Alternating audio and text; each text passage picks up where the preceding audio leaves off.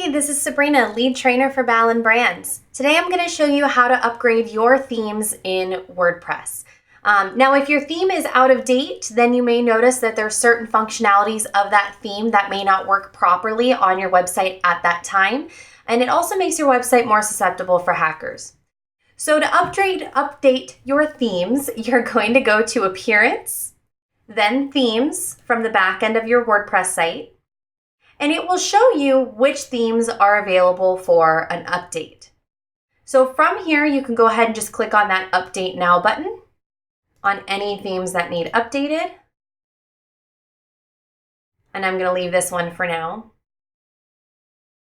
And once it's done, you'll get these little green updated bars, basically saying that your theme update has been successful. After that, there's nothing else that you need to do.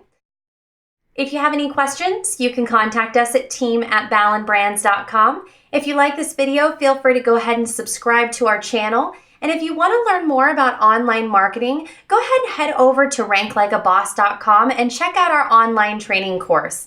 Thanks for watching.